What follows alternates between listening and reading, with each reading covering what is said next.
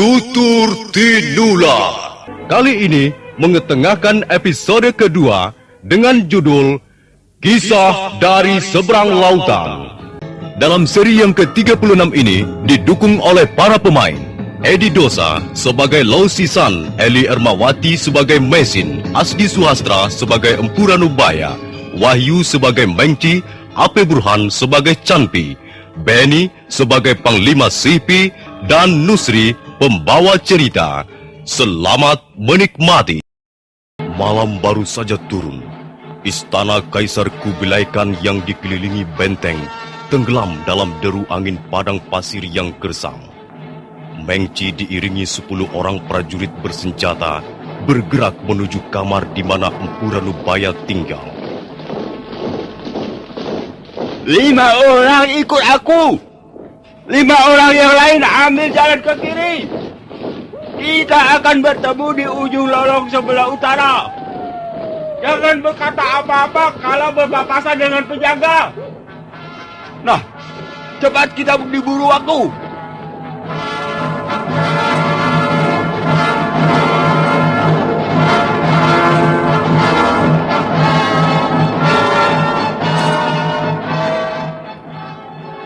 Malam terasa lengang.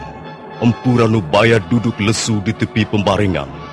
Mendadak hatinya merasa terasing dan sunyi. Aneh sekali perjalanan hidup manusia itu. Siapa mengira kalau suatu waktu Empu Ranubaya akan tercampak di negeri orang. Suasana malam ini terasa lain. Naluriku mencium sesuatu yang lain. Ada yang kurang beres rupanya. Aku mendengar ada banyak kaki manusia berjalan menuju kemari.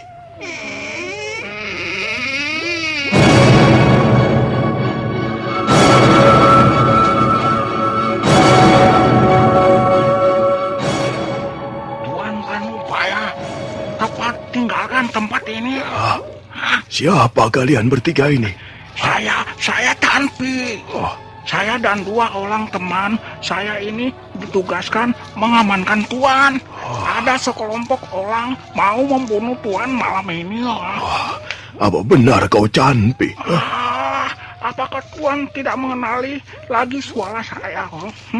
Saya datang atas perintah Panglima Kau Ching. Ayo cepat Tuan, kita menyingkir dari tempat ini. Aneh sekali. Ada sekelompok orang mau membunuhku. Nanti akan saya jelaskan. Sekarang kita harus segera meninggalkan tempat ini. Cepat Tuan, ambil pedang pusaka itu. Nanti mereka keburu datang. Cepat! Empu Ranubaya menyambar pedang naga puspa. Tapi belum sempat mereka beranjak dari ruangan itu, mendadak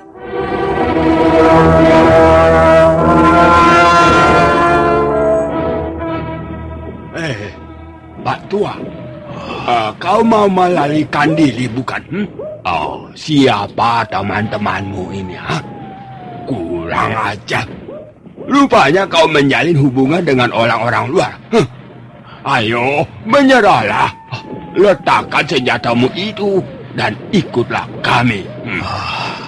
Kau mau mengajakku kemana, Mengci? Ke neraka. Kalau mau pergi ke neraka, pergilah sendiri. Tak sudi aku mengikutimu. Kurang ajar. Ayo sergat dia. Rikus, kalau melawan bunuh saja.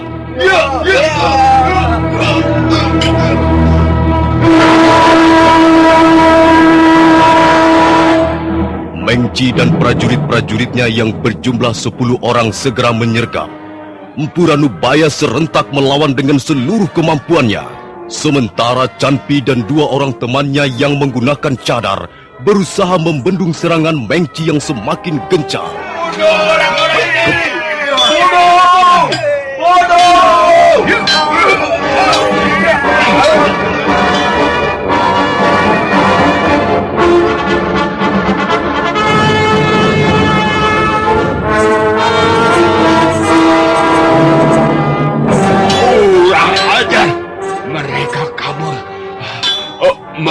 sudah membunuh 3 orang prajurit Mongolia. Dan sekarang mereka kabur. Ayo cepat, kejar! Kejar mereka! Cepat! Masuk ke lorong di depan itu! Ya, ke sana! Terus! Terus ke sana! Jangan sampai mereka lorong!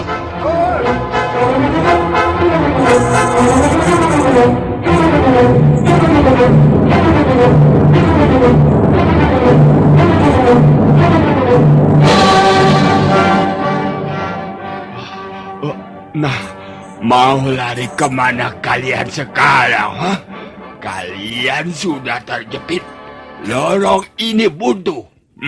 Kalian semua pasti akan mampus di tempat ini. Tapi sebelum kalian binasa, aku ingin tahu siapa sebenarnya kalian bertiga. Huh? Kalian orang-orang bayaran. Huh? Siapa yang telah membayar kalian? Katakan. Katakan. Jangan dikira aku tidak tahu siapa yang berdiri di belakang kalian. Panglima Kalseng bukan?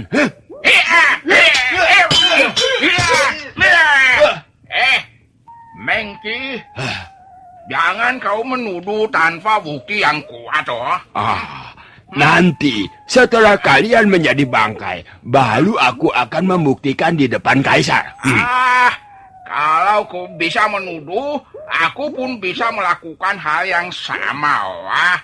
Aku tahu siapa yang berdiri di belakang kalian semua. Bukankah Panglima Sihpi? Mulutmu halus aku bungkam untuk selamanya. Ayo, sikat mereka semua. Babat sampai mampus. Binasakan orang-orang ini. Tikus-tikus busuk ini. Ya.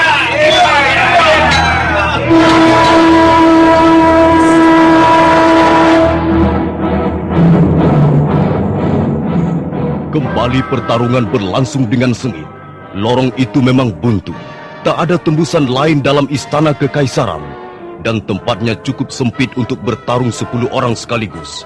Keadaan ini membuat Mengci dan prajurit-prajuritnya justru merasa beruntung. Mereka terus merangsek. Empu Ranubaya dan 3 orang bercadar yang melindunginya merasa kerepotan juga akhirnya.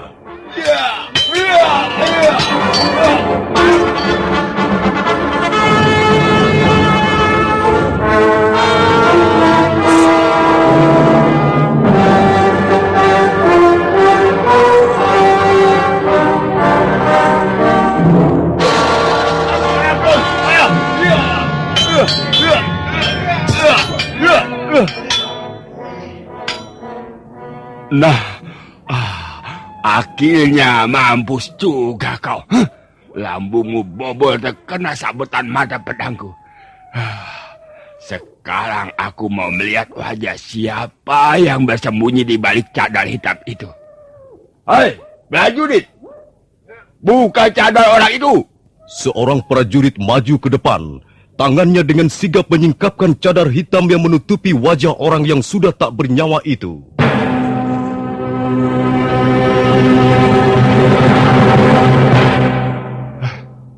Canpi, sudah kuduga sebelumnya. Tentulah kau Canpi si tikus busuk.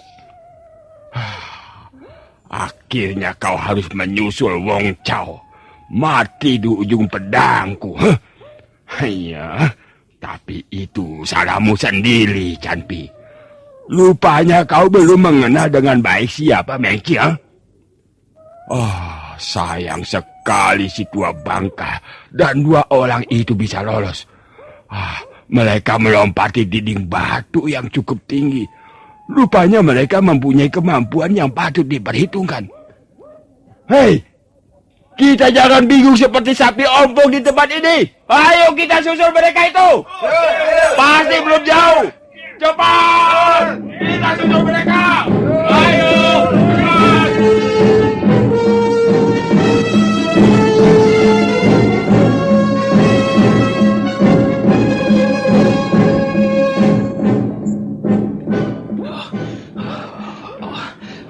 Kita berhenti sebentar, Tuan. Siapa kalian ini? Dan mengapa menolongku? Nama saya Do Sisan. Dan ini istri saya, Mesin. Saya adalah kawan baik Panglima Kausing. Jadi Tuan Lo, teman baik Panglima Kausing. Iya. Kami mendapat tugas menyelamatkan Tuan Lanubaya dari usaha pembunuhan Mengci dan prajurit-prajulitnya. Iya. Mengci rupanya masih terus menaruh dendam padaku. Agaknya mereka terus mengejar kita, Tuang. Iya, mereka membawa obor menuju kemari. Apa yang akan kita lakukan, Lo? Jumlah mereka lebih banyak. Iya, agaknya mereka menambah tenaga prajurit untuk menangkap kita, Mei. Begini saja. Kau bawa Tuan Lanubaya ini menyingkir dari tempat ini. Kemana? Di sana. Kalau kau berjalan sejauh kurang lebih 1.500 langkah, kau akan menemukan sebuah kuil tua yang sudah tak dipergunakan lagi. Nah, tunggulah aku di kuil itu. Cepat. Bawalah Tuan Lanubaya ke sana. Biar untuk sementara aku yang menghadapi Mengci dan prajurit-prajulitnya. Cepat sayang. Nanti mereka keburu datang. Iya. Hati-hatilah, Lo. Mari, Tuan. Kita menyingkir dari tempat ini. Iya, ayo.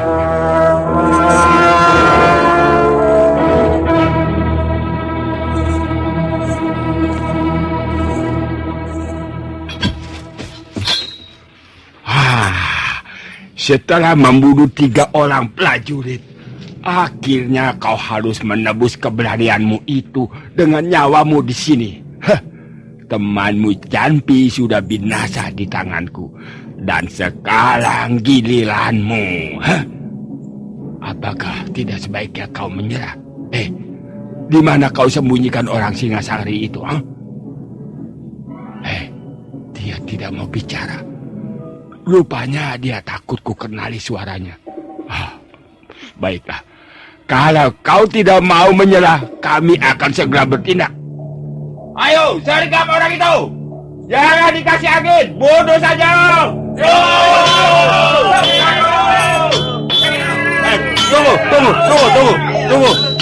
Tunggu.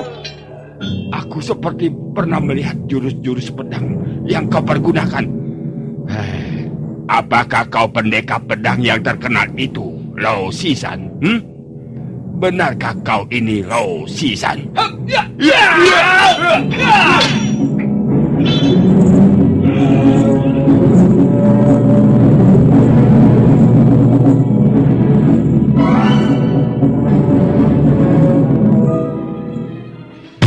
Jadi kalian gagal melingkup si tua Lanubaya itu karena ada yang melindunginya?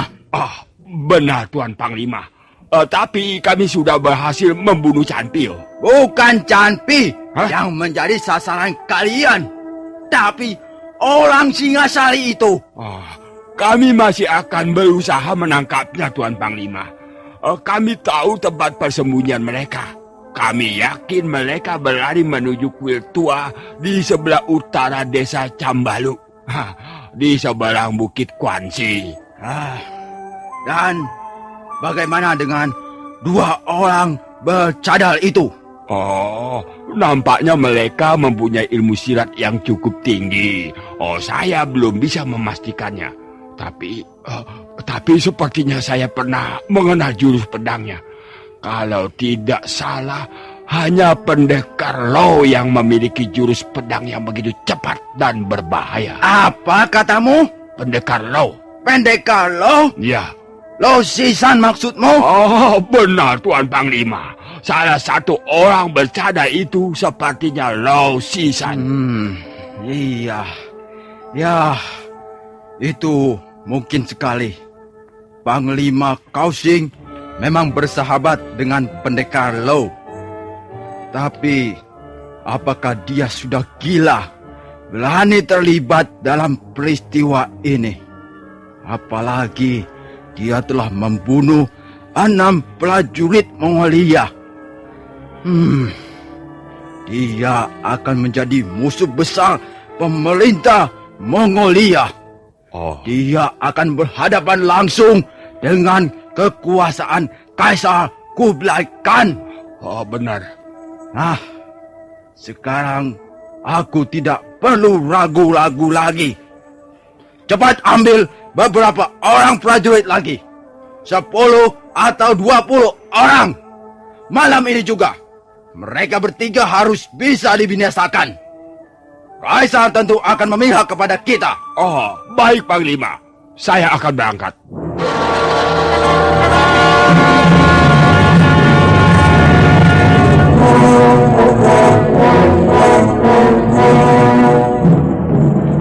Mengci bergegas menuju para prajurit.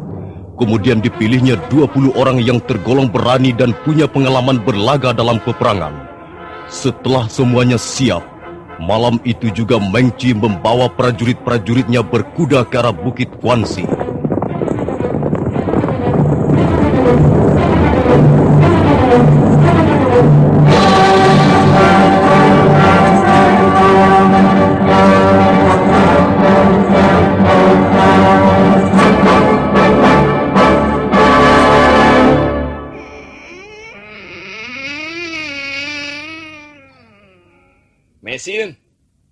Mesin.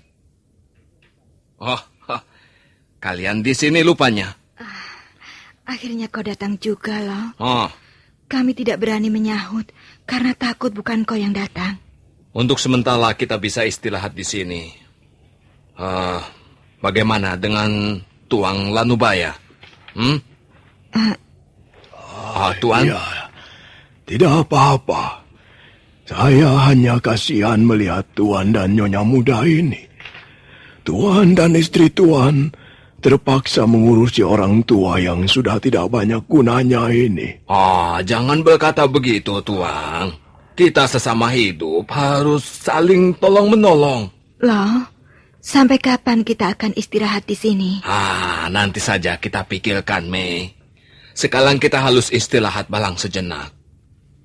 Awas ya. Jangan menyalakan api. Nanti mereka akan tahu kita bersembunyi di tempat ini. Loh, aku mendengar sesuatu yang gemuruh di kejauhan. Suara derap kuda, loh. Iya. Mereka sudah tahu persembunyian kita. Dan sekarang mereka sedang menuju kemari. Kurang ajar. Akan kuhabiskan orang-orang itu.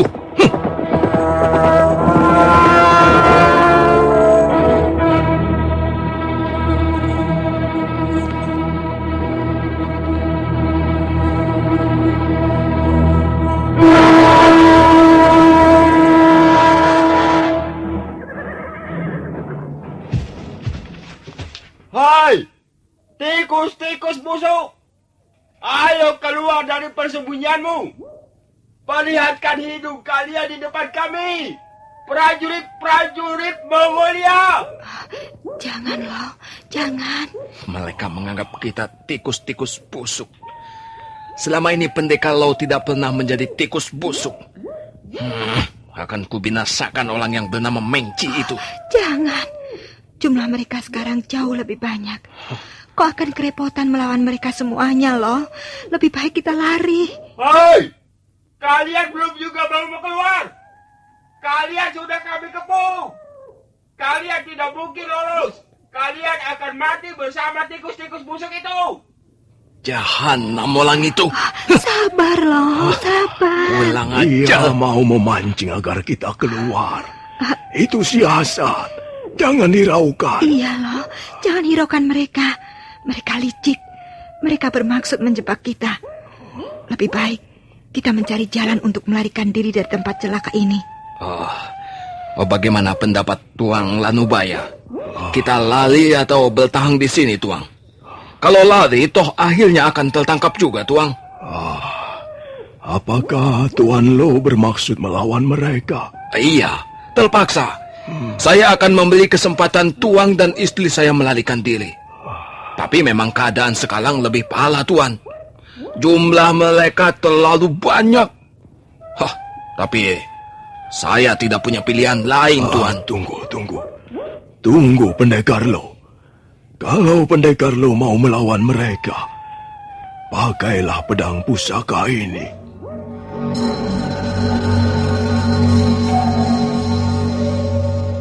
pedang pusaka. Iya, pakailah senjata ini untuk mengusir mereka. Mudah-mudahan berhasil. Hoi! Kalau kalian tidak juga mau keluar, kuil ini akan aku bakar. Tunggu dulu, Mengci. Tunggu.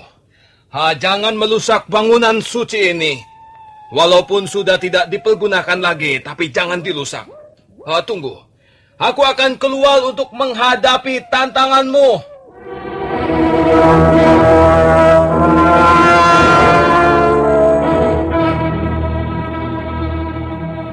Mengci memang nampak sudah tidak sabar lagi. Tapi kemudian hatinya berdebar begitu melihat seorang laki-laki berpakaian sutra putih keluar dari dalam kuil. Pakaian laki-laki itu berkibaran tertiup angin malam, sedang di tangannya tergenggam sebilah pedang yang masih terbungkus sarungnya yang amat aneh bentuknya. Laki-laki itu tersenyum menghampiri Mengci dan prajurit-prajuritnya yang sudah rapat mengepung kuil.